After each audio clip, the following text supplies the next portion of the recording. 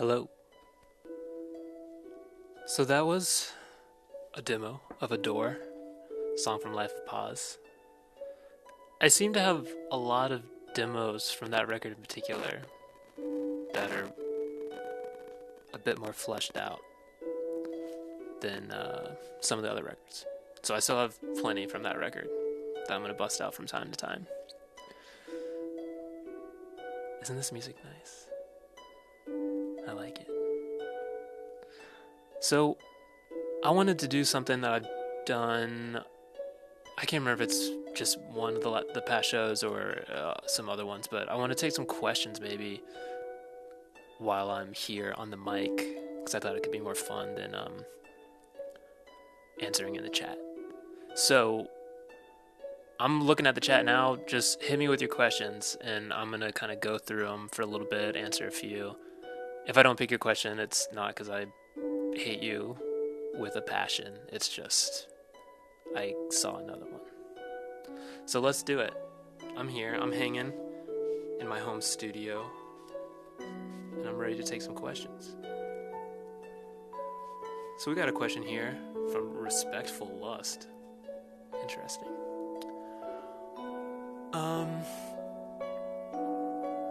Yeah. So the question is, they're curious about my experience living in LA, and specifically in Highland Park. I loved it. I lived in LA for like 2.5 years, I guess. Lived in Highland Park pretty much the whole time. Well, when I first moved to LA, I lived in Mount Washington. But yeah, it's an amazing city. I came there from New York, which so many people do, to the point where it's like such a horrible cliche, but it just like gelled with me so much more. I've always loved coming to the West Coast and LA in particular. I don't know. It's weird. Like Highland Park obviously has changed so much over the years, and even in the 2 years that I lived there, I feel like if I went back now, I wouldn't hardly even recognize it. But I lived off Figueroa. It was good. It's just a nice place. I miss it.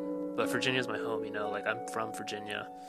I was born in Virginia. Someone asked if I was born in Virginia. I grew up in Williamsburg, Virginia. I don't know if anyone's been to Colonial Williamsburg, but that is where I grew up. So Cosmic Arts asked, while I'm working on an album, do I ever come up with a great song clearly not fitting? Yeah, I mean, that kind of explains the entire Laughing Gas EP. Those were all songs that were meant to go on Indigo. And I just, at a certain point, I kind of had too much to deal with, so I set those aside. But I've told that story many times. It's kind of boring. How do I go about picking my album art? Someone asked. Well, I pretty much, I don't know. I mean, usually once I get towards the tail end of working on a record and I know I'm wrapping it up and it's, like getting mixed, mastered, all that, I kind of switch gears and know that I have to start thinking about the album art and kind of like what comes next and just packaging and all the kind of like nitty-gritty stuff that comes along with releasing a record. So usually I'll start kind of looking. Most of my records tend to be more like design forward, so I look at a lot of graphic design sites and places like itsnicethat.com. It's a site that features a lot of like contemporary graphic designers and that kind of stuff. That's how I found Aaron Denton, who did the artwork for Indigo. And I just really gelled with his stuff. And he's blown up. It's crazy. I mean, he does posters for everybody now. I mean, you can basically, like any artist, you look at their poster and he did it. It's like, okay. He's the best. But yeah, it's just, I kind of find different artists that I enjoy their work and want to kind of collaborate with on some level. Which kind of follows through to this second question. Someone asked how it was working with George Elbrecht. And it's great. I mean, he's just like one of those people where I didn't have to explain anything. He just like already gets all the references. He gets sonically exactly what I'm going for, and so we don't really even have to have these in-depth conversations about it. It's just kind of like assumed that the record is gonna sound a certain way because we just get it. Um, yeah, and he's like such a strange bird too. I love him. He always gives me like the hottest health and like woo woo tips. You know what I mean? Like all the. I remember one time I was working at some stuff at his apartment. And this was like a while ago actually. We actually wrote some songs that were going to be on Life of Pause, and it just didn't happen. But this was back when we both lived in New York, and I was working on this song at his apartment, and he had like this little vial on his desk, and it had like a little picture of a crystal on it, like a little liquid vial. I was like, what the hell is this thing? And I picked it up, and it was like some sort of like supplement to make your water more hydrating. And the tagline was like, it makes your water wetter. And I just thought it was the most insane thing. It was also like $40.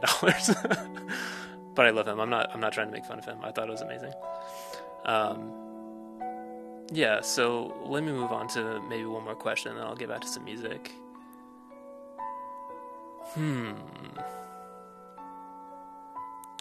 Well, DJ Baby Buster,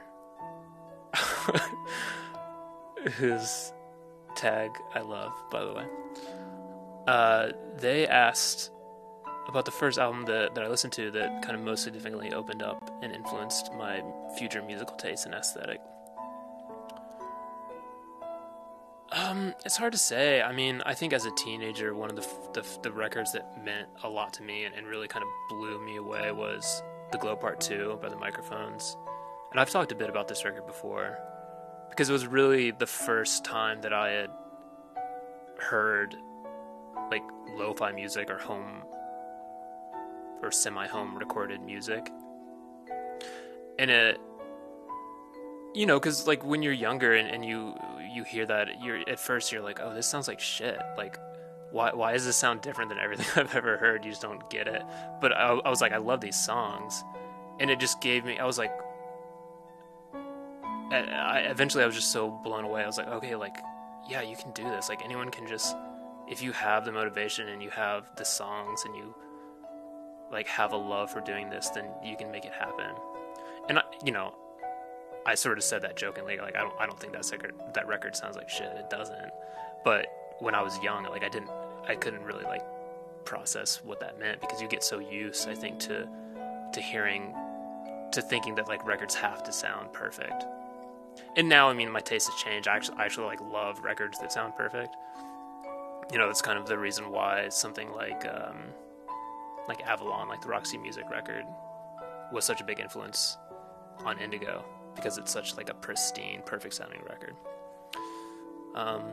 But in terms of stuff that I grew up with, I don't know, like my parents were always listening to cool stuff, and I feel like, you know, they were listening to REM and B-52s, and my aunt and uncle lived in Athens kind of when all that was going on, so I think on some level that stuff must have had an influence on me. Like they were keeping up with stuff, like we would listen to Beck at home, and yeah, so I'm sure that kind of influenced me. And that is that. So there's a lot more questions up here. I'm sorry that I haven't gotten to them, or probably won't be able to get to them. But I liked that question. It was good. I got to give you a little bit of history on me, what makes me tick. But now I'm going to get back to some music, some other music that makes me tick.